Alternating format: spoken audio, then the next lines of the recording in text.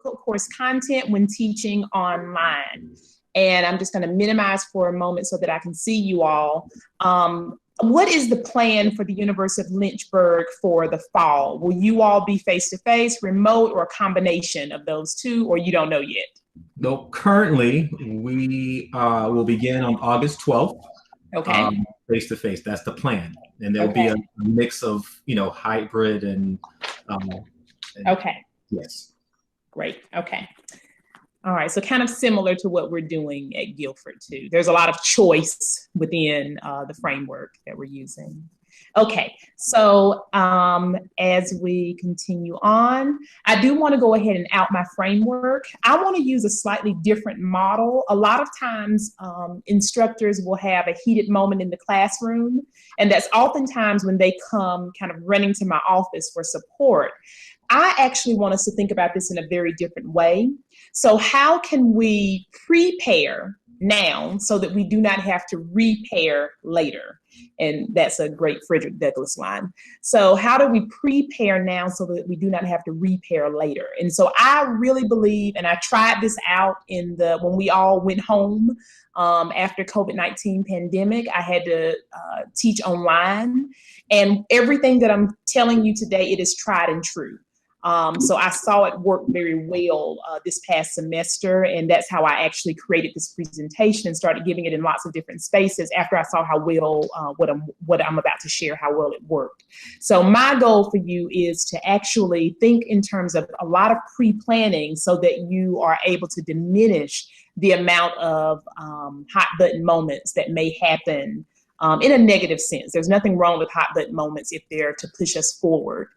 So one of the things that I recommend that educators do is just out your framework. We all have a perspective, and education is not neutral.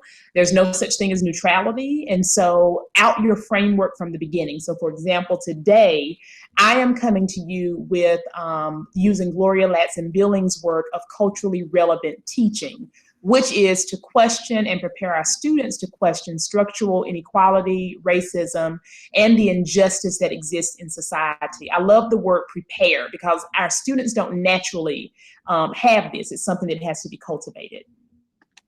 And our faculty don't naturally have this either. And so Mark Chesler of the University of Michigan, and I will be using the University of Michigan's framework quite a bit here. The handout will have every link to any resource that I'm using during this presentation.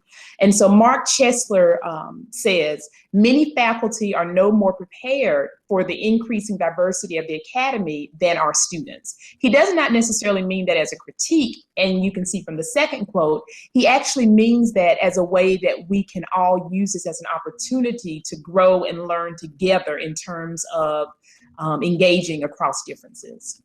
So I'm glad you all are in the space today because it's an opportunity for all of us to learn and grow together.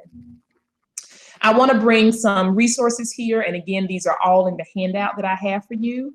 But this is some information for educators. And so Glenn Singleton in his Courageous Conversations book, on the screen, that's the 2005 edition, but there is a 2015 edition as well.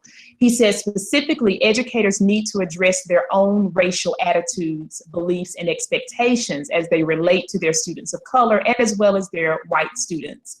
And so I offer that into the space. Sometimes when things kind of don't go well in the classroom, it's because we haven't done that I work or that self work.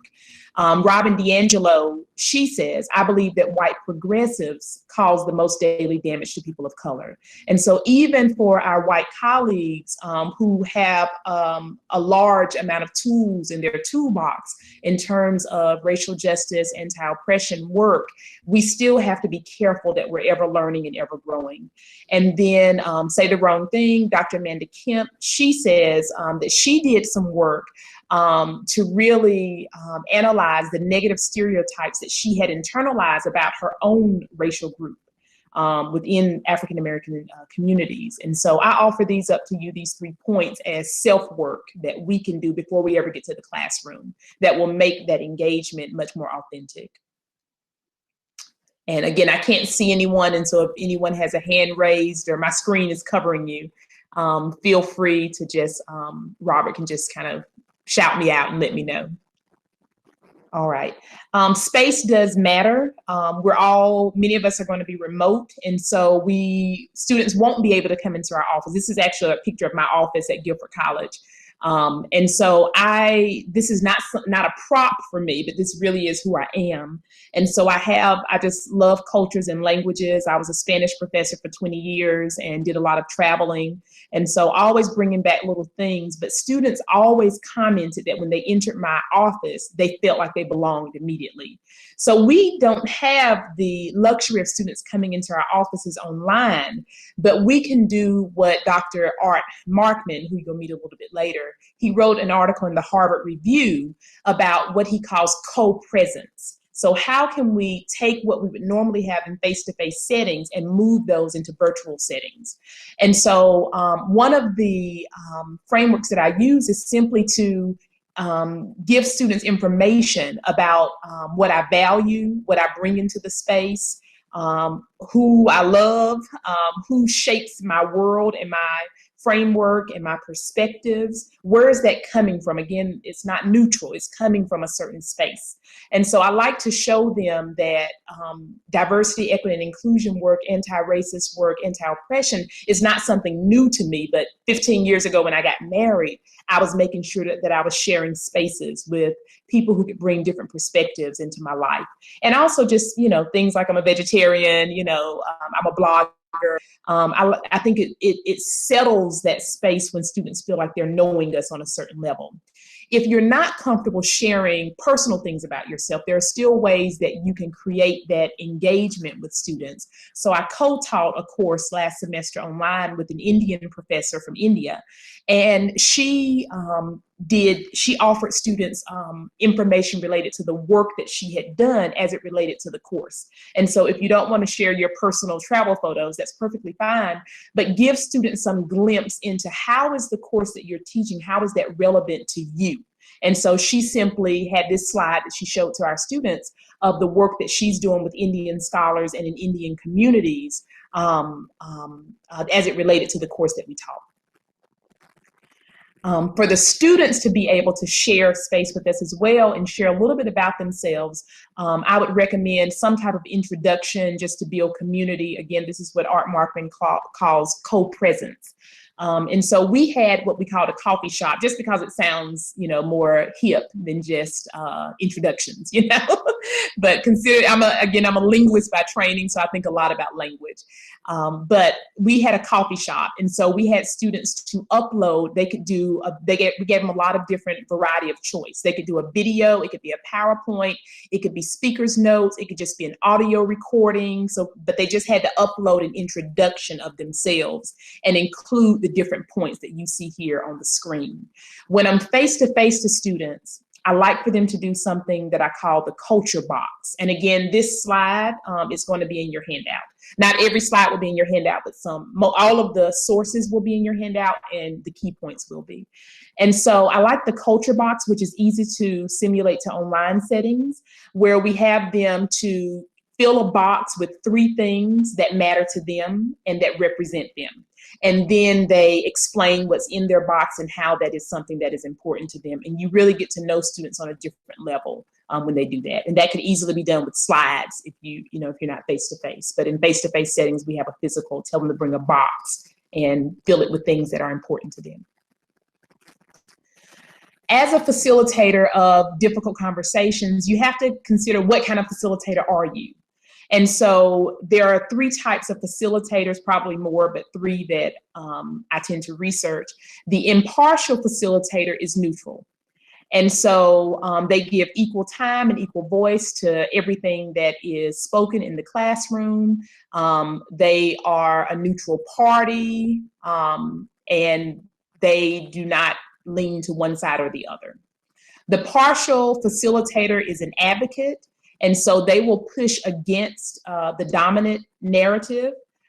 They will use their position of authority in the classroom to push against that master narrative or whatever that may be. So the issue with neutrality is that you become very inauthentic. People don't know where you stand, and people consider you more honest and approachable if they know that you have a point of view. The issue with the advocate or the partial facilitator is that you lean too much to one side and you shut down the other side, and they can't hear you because they feel you've already entered with bias in the classroom. What I tend to promote, and so does the University of Michigan, is the multi-partial facilitator, where it's similar to advocate in that you have a point of view, you have a perspective, but at the same time, you are inviting in different perspectives into the classroom. You are okay with people who disagree and who have different perspectives, and you're not shutting that down. You are open that this is my perspective, but you're also providing space for that. And sometimes I like to use a mixture of them all. Sometimes I will be the neutral facilitator at first and not mention my point of view because I just want to hear what the students have to say. And then after they have shared, and I haven't unduly influence them, then I may go to the partial or the multi-partial facilitator and add more of my perspective. But I may be very strategic about when I bring that in. And so you can even use the different modalities within one setting. In terms of safe space, these are words that people are using quite a bit now. Safe space, brave space. Safe space, many of us have heard of that. Brave space is not, that's kind of the newer phrase that people are using, but I will say that that puts the onus on the individual, albeit many times the most vulnerable individual in the classroom, to be brave in that setting. So there are some issues with that as well. I really like what Dr. Wesley Chicklow of the University of Ontario says. He says there can be no safe space on colonized land. That is a hard saying, but I really appreciate that because he's making it clear once again that he has a perspective, he has a point of view, and it's difficult to learn in a burning house, if you will. And so he's simply outing himself that I can't provide you safe space on land that has been built on the backs of marginalized people, of oppressed communities. We have to just be honest about that. And so I no longer pretend that I'm providing my students with safe space or brave space. I let them know you're in an unsafe setting because we're on colonized land. And I mean that literally as well as figuratively, that we're operating in a space that was not built for you. It was not built to serve many of the students that we serve now. But that is not meant to be a negative space. There are many different ways that we can provide better spaces and more humane spaces of caring for our students. And so I try to do this with practice than with words. So I don't just say I'm providing safe space or brave space, but here's how we try to bring people's humanities into the classroom space. And so I have started implementing a pre-orientation before class. So I taught online again, like I said, last semester. And when students registered, I asked all of them, this is when we were on campus. So now we would have to simulate this to an online setting. Can we have a 1-hour meeting before the class where we can just explain the way that the class is going to take shape? And so I did that, and that worked really well. One of the students got to meet each other. They got to meet me. I had about 25 students for Guilford College. That's a large class. I had about 25 students, and most of them I didn't know, actually. So just a pre-orientation where I just sent out a doodle poll and said, and we actually did this at night. We did it at like 8 o'clock at night because we knew that we would have fewer conflicts at that time. And my co-colleague and we just met with students and explained what to expect in the course. So that's the way that you're building that community of humanity without over-promising or under-delivering. We also, of course, have community guidelines, which I'll go over in just a second. We also implemented a group contract, which I had not done before. But group work was a large part of our class. And so we wanted students to enter into a contract with each other because that's where a lot of the drama can come from, are those group settings. And so we wanted them to enter into a contract, not nearly as formal as it sounds, but an agreement would be a better word, with each other of how are you going to share space? How are you going to work in groups? How are you going to produce the things that we need for you to produce, and start thinking through the different dynamics that could come about. We taught them about calling in versus calling out. We also had a feature we use Canva at our institution. We had a feature of our Canvas where they could only chat with the instructor. And we had another feature on our Canvas page where they could only chat with each other. And I'll show you some of those things in the flesh in just a moment. So here's an example of the group contract, and this is an actual student contract. And so we had them to say, as a group, we commit to the following principles that will guide our work over the course of this semester. And we gave them 5 parameters. So we commit to having respect for each other, and we give them the bold bullet points, and then our students had to come up with the subtext for those. So our students came up with 3 or 4 subtexts. I only have one here just for space and size. But for example, our students said respecting each other's time and commitment outside of the classroom. The second one is we commit to each doing an equal amount of work on this project. And then how will that be done? Everyone should share the responsibility for the tasks that are assigned. We commit to being open to compromise. How will you do that? This is what the students had to come up with. We will be willing to cooperate with others on their ideas. We commit to being effective communicators. How will you do that? The students said we will try to offer judgment or critical analysis in such a way that moves the group forward. We commit to respecting each other's time. How will you do that? We will attend and arrive on time to all virtual group meetings. Now, of course, this didn't always happen. I can tell you right now, it didn't always happen. However, when students would come to us, well, she's not meeting or she's not on the Zoom call with us, we had something, an accountability measure that we could use and say, okay, so-and-so, you agreed that you would respect people's time by doing this. And we went back to the document. So it's what they all agreed upon, and that gave us a common frame of reference. That was very helpful. And I had never done that before. That was my colleague's suggestion. It was very helpful. One of our students, actually not a student in my class, this student on the screen, his name is Malik. He was interning with me. And Malik said to me, talking about an online class that he was taking, he said, you know, we're about to start this online class and I just don't know what to expect. No one has reached out to me, so I don't know what to expect. So our students didn't have that issue because we had the pre-orientation with them. But Malik was saying that he was working and he needed to know when he was going to have synchronous classes, if they were going to be synchronous. He wanted to know when his assignments would be due, and they hadn't received any of that information. It was a couple of weeks before classes started.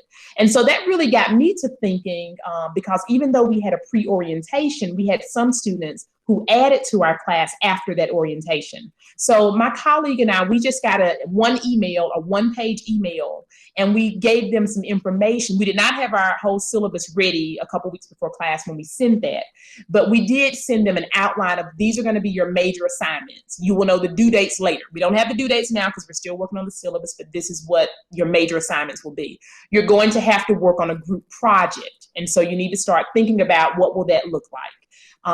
We're going to be pretty low tech. We explained we're going to be working on, we're going to have asynchronous meetings for the most part, and sometimes we'll meet synchronously, and we'll give you the dates for those so that they're prepared that they're going to have both things. So this, I think, was very, very helpful in terms of the setup. And here is Art Markman, who talks about that co-presence. And he says, the more difficult the conversations you are having, the more you need to think about the technology that you are using. I'm not a high-tech person, I can tell you that right now, but this really spoke to me. And so what I did was I tried to be as consistent as possible. And so we uploaded our content in advance. So we weren't teaching and uploading the readings and the content at the same time. We had all of that uploaded before the class started. We had consistent submission times. So every time they were submitting anything, that never changed. It was always 11:59 p.m. That never changed. We gave them the dates by the first day of class. They had the dates of synchronous meetings so that they could prepare for that. We kept the technology consistent. So we only used Zoom when we were going to have meetings. We only uploaded our instructor notes in PowerPoint. We only allowed them to send us their assignments via Canvas. Some people use Blackboard or Moodle, not sure what you all use. And we even kept on our PowerPoints for our instructor notes, we kept the same theme. So we didn't switch the theme out. There was a lot of variety within that theme, but when they saw our notes, they could look at it and tell it's our notes because it had the same theme. So consistency was very helpful for us. Again, I talked earlier about outing your framework. We did that from our own. I was teaching about Black feminism. My colleague was teaching on Indian feminism. And we simply explained to them, what is our point of view? Where are we coming from? And we also explained things like, why are we starting with the United States and then going to Africa and then Latin America and then India? And so we didn't leave that to chance. We didn't want anyone saying, well, you're starting with the most dominant country. Why? We are starting with the most dominant country, and here is why. And so that took away that element of confusion or people, not understanding why. So we just outed our framework. There's a great article, which I'll have in the handout for you, called 5 Tips for Supporting Inclusive and Open Pedagogies. And of course, you all already know this. Norms for engaging in inclusive dialogue are critically important. And so here, you might consider, I don't tend to do this just because I facilitate a lot of these kinds of conversations and I'm used to it. But if it's something that's newer to you, NEP suggests engaging students in the co-creation of a classroom code. And so here I just have some examples that you might consider. And this could be just a little one-page, paragraph survey where you give to students, I am more engaged in discussions when. I hope to gain X from these discussions. I'm interested in discussing what? A topic that I tend to shy away from is, I am triggered by X. I react to triggers by X. A ground rule that I value is. Again, I don't tend to actually do this, but I created this because I know that it can be very helpful. And I give it to a lot of teachers. It can be very helpful. And they've told me that it's very helpful. Even if you're not going to radically shift your engagement or your plans, this is helpful information for you to have. And so in terms of ground rules, there are a lot of ground rules out there. This is what my office uses at the Intercultural Engagement Center at Guilford. We do a lot of training. And so, there are many that you can use. This is just typically what we use. So we teach to avoid social justice elitism. A lot of times in these spaces, you will have the students who are diversity and inclusion 2.0, diversity and inclusion 1.0, or social justice elitists, and so we try to educate them that that's not helpful within this framework. You may engage with social justice frameworks a lot. It doesn't make you a better person than other people. And so we find that when we say things like that, it brings a sense of humility into the classroom. We also often use the first drafts, honoring first drafts, that people may struggle with language and their ability to communicate on these tough issues. Honor and know that it's a first draft. It may not be their final draft, so give people space to learn and grow. And again, there's a difference when people are struggling with content and language and when they're being just blatantly disrespectful. That's a different situation. We use the acronym of WAIT, which is why am I talking, or why aren't I talking? And so that students can kind of self-monitor. Am I talking too much, or am I not engaging enough? Lean into discomfort, listen actively, impact versus intention. And then we have what we call the parking lot, the others. Are there things that we need to park in our parking lot, and we usually just write those on the board or somewhere where they can be that co-creation.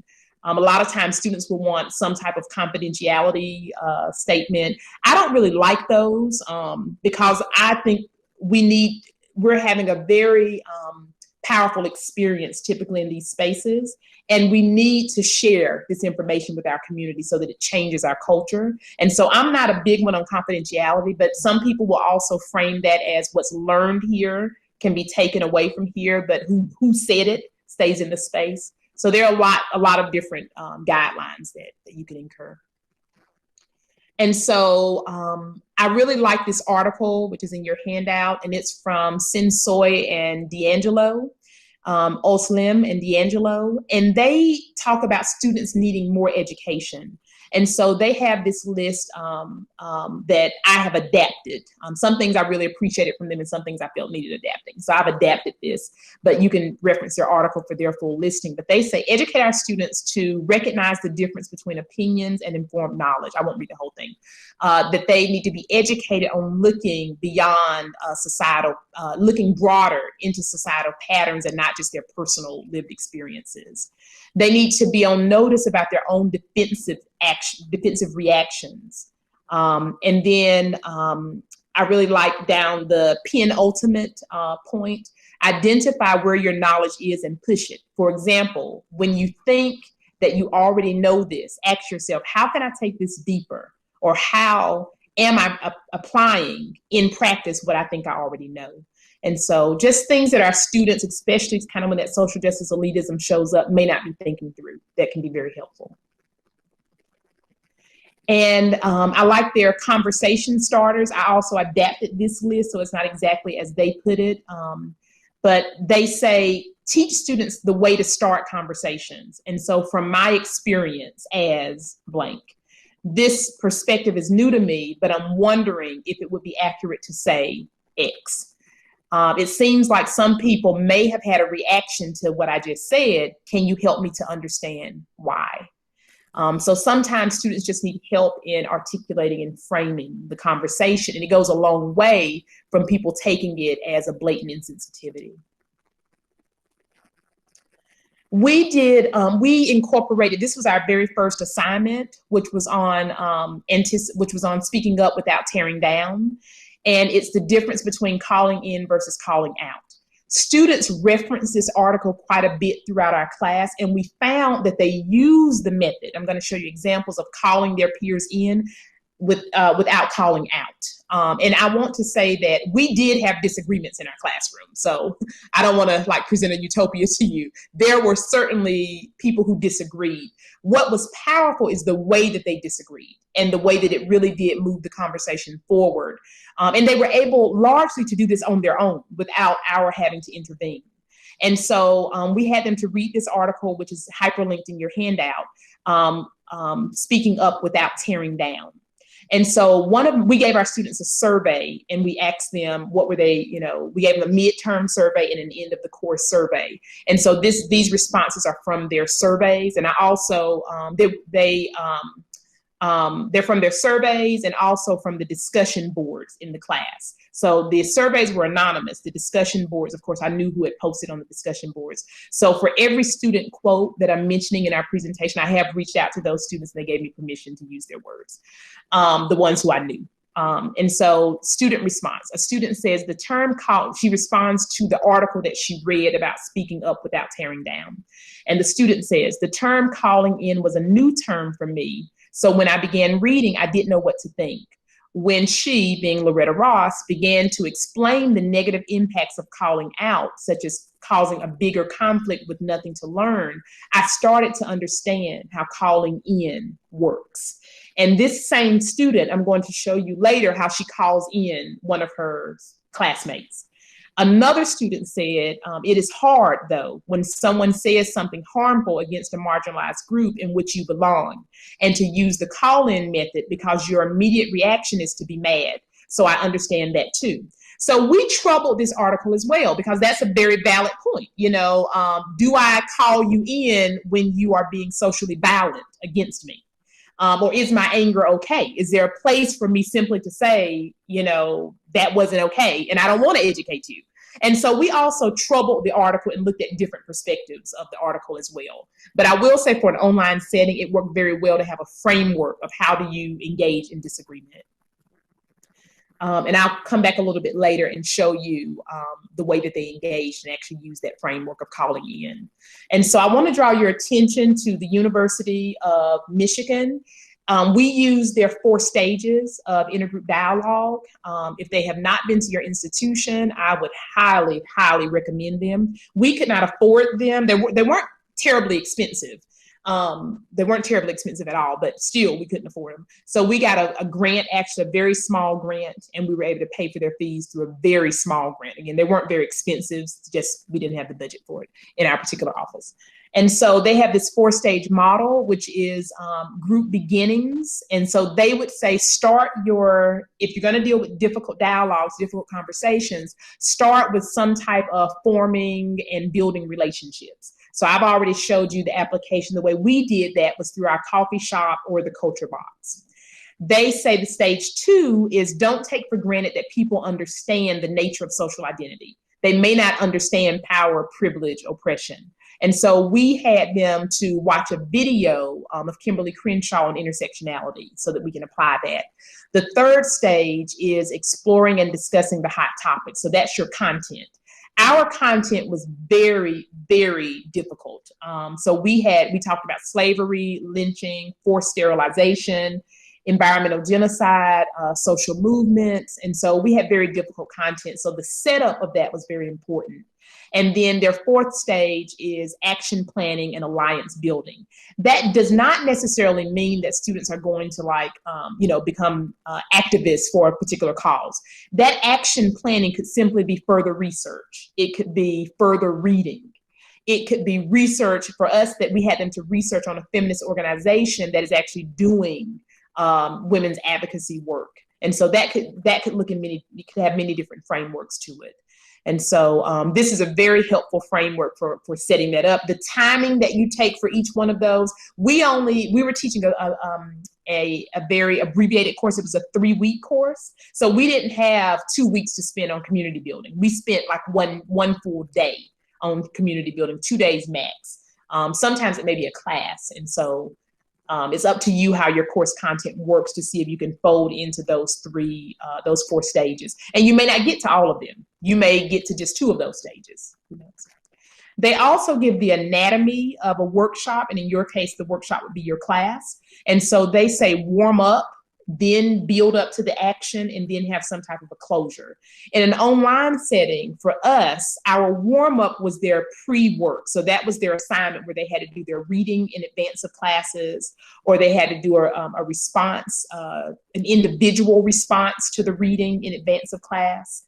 So that was our warm-up. Their action for us was the discussion board. That's where they actually engaged with their peers. And they discussed what their thoughts were, and we gave them specific questions about the reading, and then they engaged with their peers. And their closure was we, as instructors, would go to their different discussion boards, and we would give closing thoughts, kind of read their comments, and we would give closing thoughts. And so we always had, nothing was ever left just hanging there. You know, if there was a tough moment, we came in as instructors and gave some closing thoughts to that. If you are not I showed you our content was very difficult. A way that I have found is very helpful if you don't tend to engage a lot with difficult dialogues is to use pop culture or social media, because it takes it from the personal to society. And we can use this as a microcosm of society and what's happening around us without the conversation being so personal about the individuals in the space. And so I showed them a few clips. This is exactly what I use in my classes. I showed them a few clips of different celebrities who have said really insensitive things. And we look at their intention. We look at their impact. We go back to those guidelines. We look at their elitism. We look at how did they share space. And then we also look at how did they close it? How was the closure? And what we find is that celebrities are horrible at apologizing. Their apologies are terrible.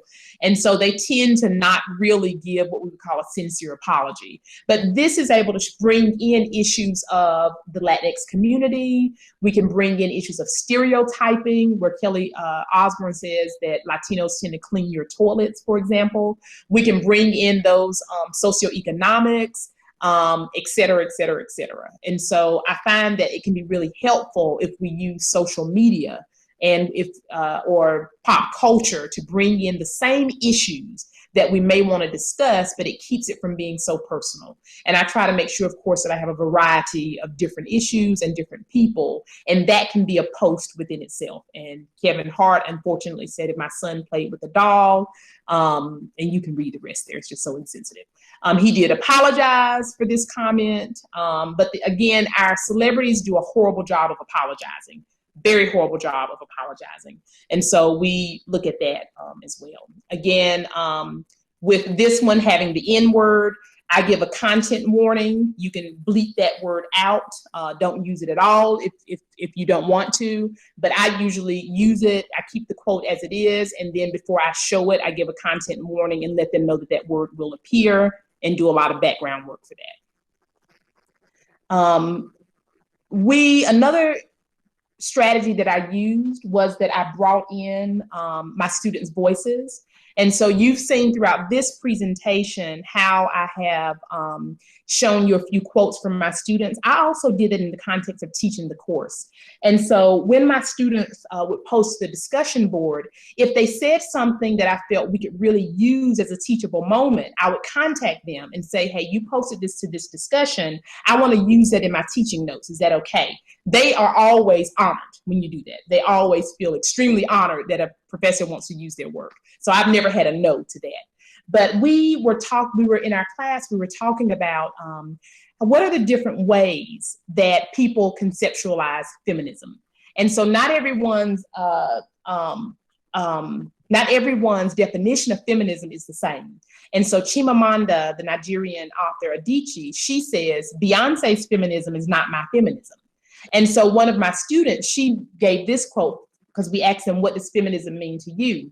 And one of my students says, feminism is equality between genders, as well as women standing up for themselves while wearing pearls and heels. That would not be my definition of feminism. It absolutely would not be. But that's my students' definition of feminism. And so we took some time in the classroom to say, these are the different ways that our students and Beyonce and Chimamanda Adichie conceptualize feminism. Now let's look at the literature and see how that compares to the literature. And my student said, good afternoon, Krishauna. We use first names at our Quaker institution.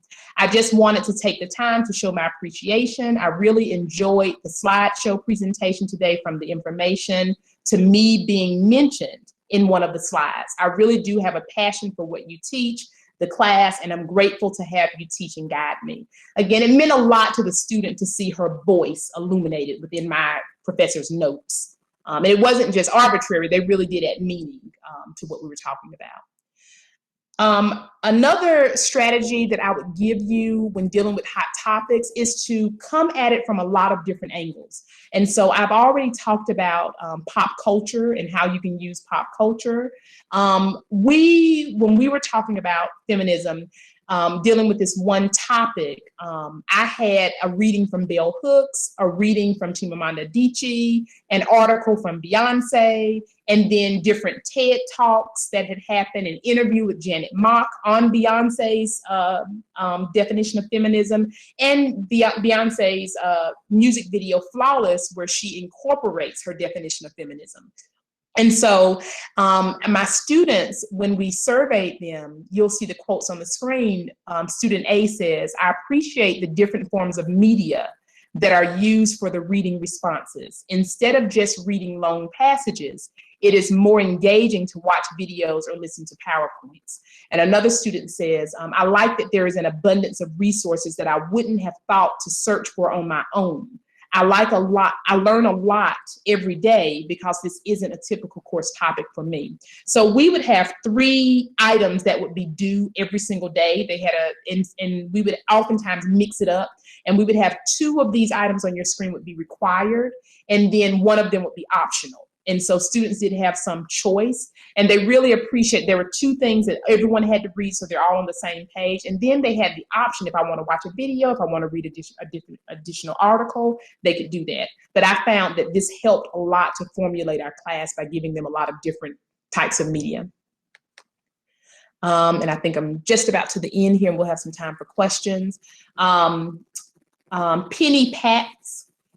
She says that some faculty will stop conflict and incivility immediately when it occurs. Others will permit conflict to surface, but then they try to control it.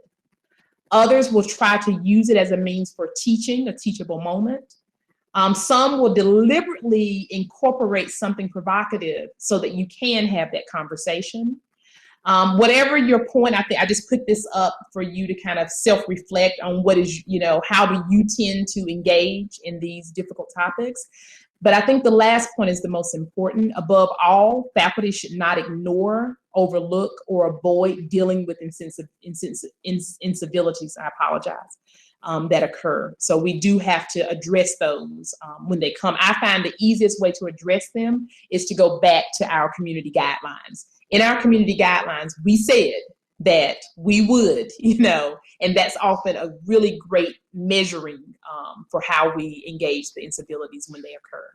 And so I want to close by just showing you some disagreements that happen in my own course, and the way that, because of everything I just showed you, students had the tools to call in versus calling out, to go back to our guidelines, to go back to their community contract.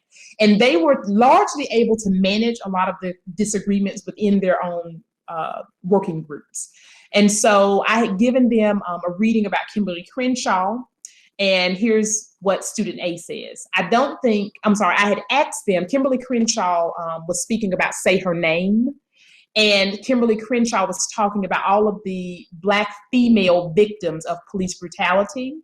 And so my question, because my class was on transnational feminism, my question to the class was, do you think Kimberly Crenshaw should have included women not from the United States? She only included women victims of police brutality within the US context. And my question was, should she have included women who are from other nations who have also suffered police brutality? And so student A says, I don't believe that Kimberly Crenshaw's talk should have included victims of police violence from other countries. I think this not because it's not important in the grand scheme of bringing awareness to how widespread police brutality is, because it is important, but because I think it would have distracted from what she was trying to convey in that specific TED Talk. So student B disagrees with her, and let's look at how she disagrees. I understand where you are coming from about some of the names not being included, but I believe if the media did cover Black women being killed by police, then even the women from other countries' names would be known. Also, their lives are just as valuable and need attention as any woman living in the United States. So we see that these two students have different perspectives on this. And I like the way student B says, I understand where you're coming from. Sometimes that's not the case. You may not get it at all where they're coming from, but she did try to affirm that here's what you said, and here's the way that I received that, because the student did set it up quite well to say, this is what my point is. I'm not saying that it's not important. And so, but at the same time, this student does not shy away from saying, I disagree with you, and here is why I disagree with you. And so it's not just I dislike what you said, or I disagree with what you're saying, but here is why. And she's able to back that up as well, with content from the course and her own lived experiences as well, I'm sure. And so here's another, what I just showed you was between two Black students, one outside of the US and another from the US. This agreement is from one Black student and one white student. And so I was teaching about Black feminism, and a white student took issue with the term Black feminism. And so she says, something that stood out to me from Krishauna's PowerPoint was that there are Black and white feminists. In today's society, I don't personally feel we should label anything Black or white, because that is segregation. Labeling to identify someone by their race, that is something we have been trying to stop for centuries. Therefore, I feel it is in a way going back to an old mindset that we are trying to move away from. So her African-American classmates did not agree with this at all. I can tell you that right now. And so her African-American classmate, she says, while I understand the place you are coming from about us as women, and I didn't edit this at all, so these are their statements, about us as women coming together to fight racial issues. Again, she starts out by affirming the other person's perspective. She says, there are still a few corners that I disagree on. I do not believe Black women choose to segregate themselves or refuse to be united, but they were forced to, and they still are. I also do not believe identifying as Black is an old mindset. Identifying our race is identifying our struggle, and that is the first step in solving those issues. And then she closes with, I too found Sojourner Truth to be an inspiring woman who was known to be elegant and brave. And so again, she's making it clear. She starts by affirming, I understand where you're coming from, and then making it very clear, I disagree with your use of the word segregation and an old mindset. And then she closes it by saying, here's what we both agree on. We agree on what we read about Sojourner Truth, although we disagree on the Black and white framing. So again, they were able to really use that call-in approach, and they did not, shy away from where they disagreed. The student responded, and I won't go read this whole thing for time's sake, but the student did respond by saying, the white student responded again by saying, I understand what you're saying, but I still feel this way. So it didn't radically shift her perspective, but she was able to hear a different perspective from the African-American student. We also, in our Canvas page, which you all may use Moodle or Blackboard, we had a discussion feature where students could only chat with us. And then we had another discussion feature where they could only chat with each other. We never read, to this day, I have never looked. So I was on my honor, I could have looked at the student forum, but I didn't do it. And we had a feature where they could only chat with us. And so the white student, she emailed us in that forum and she said, hi, Sonali and Krishauna. I just wanted to clear up my previous post, the one that I just read to you, as it seems it was taken the wrong way and I did not mean to invoke any offense. Just wanted to clear that up. Thank you both so much for all of your help and everything that you do. Have a great day. So that was another way she had engaged in this conversation with her peers, and she knows that her professors are also seeing this engagement, and she wants to make sure that we understand her perspective as well. I too, as an instructor, disagreed with her perspective. And so this was a space for me also to let her know that I also did not agree with the framing that calling Black feminism is segregation, but I was able as an instructor to give her information and education and explain that to her. So this was a really nice space for us to be able to do that. And then now skip. I want to leave you with a couple of resources. Edchange.org is a wonderful website that's in your handout that Robert will send to you, I'm sure. Their website is a little bit unwielding in my estimation. I think it's a little bit hard to navigate. It can be disorganized in my opinion, but the information is first class. And so on their menu bar, there's a link to handouts, and they have some wonderful handouts that you can use if you're engaging in difficult discussions in the classroom. Also on their homepage, there's a link to free equity resources, and they have these multicultural awareness quizzes or equity quizzes that I use a lot, and they are spectacular and well researched. And so I offer those to you. I've mentioned the University of Michigan.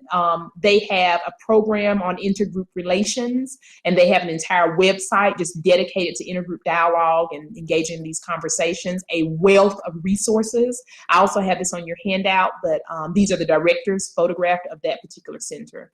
I think it would be great for you to take a look at that.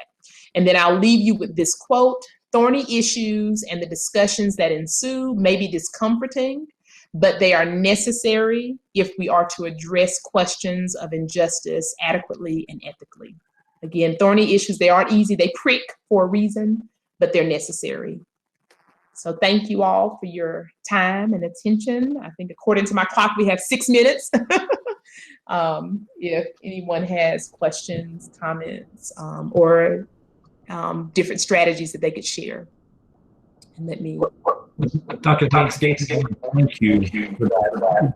Before my colleague comes in, there was one question that was posted on the registration, and it states, how do you present what is sometimes perceived as white appropriation of Black arts and culture in the U.S. today?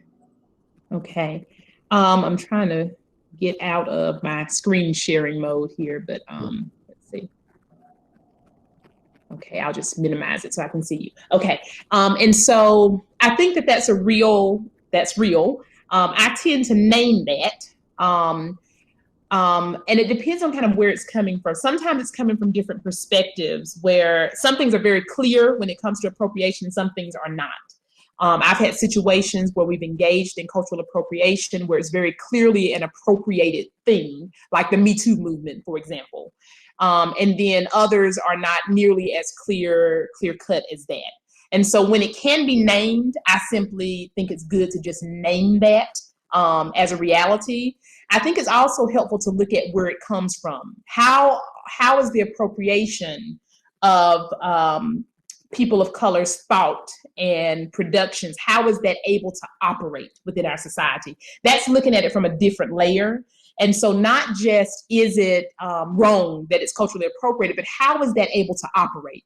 And so when we look at points of privilege, how is it that Alyssa Milano was able to appropriate Tarana Burke's movement? And no one really questioned that. Because who do we validate in the academy as the sources of our knowledge? How does that happen? Who controls our media?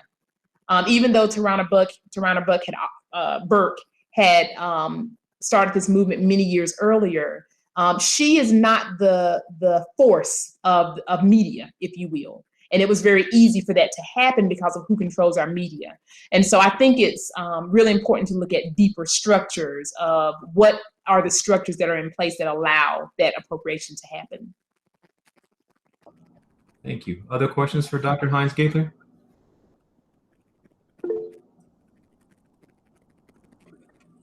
Thank you. I see your comment, Carrie. Mm-hmm. Thank you, Benjamin.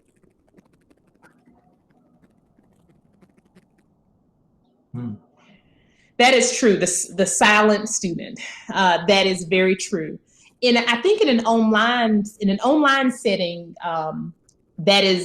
it can be easier because you just attach a grade to it and say everyone has to post, a certain amount.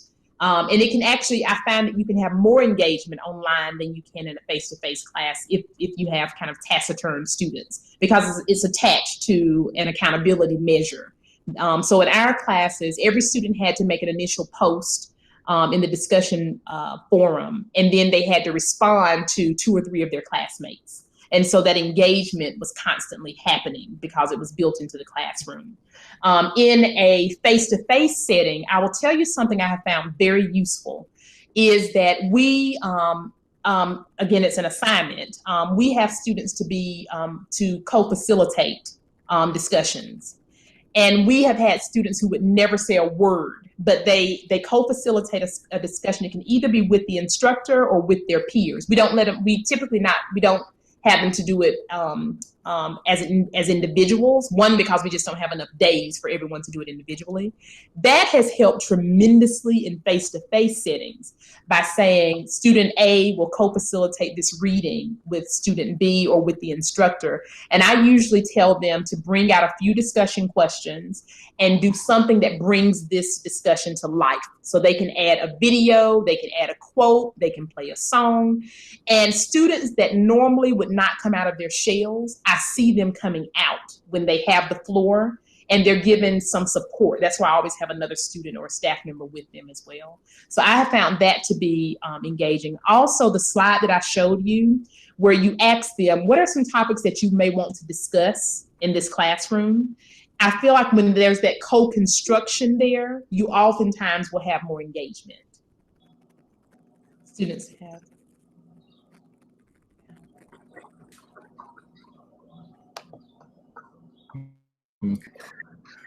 Well, again, it's Dr. Hines-Gaither, thank you for such a wonderful, insightful presentation. You have presented us with a plethora of resources and information that we can definitely, especially my colleagues that teach on a daily basis, can use in how to navigate, difficult conversations and everything. So again, we want to thank you for your time and your talents, and I owe you big time. So I remember that promise I made you. So anyway, it's 4 o'clock. If there are no other questions for Dr. Hines-Gaither, let's thank her for her time. And Thank you very much. You all will receive an evaluation after this presentation. And then also next Wednesday, just to let you know, Dr. Virginia Silky, professor of psychology, will be speaking on white privilege and entitlement. So you'll be getting an email about that. So again, on behalf of OEI and our DEI Summer Workshop Series, we want to thank Dr. Hines-Gaither, and I want to thank each and every one of you that attended today. And thank you for your kind remarks. I've read them all as they're scrolling by. Thank you so much.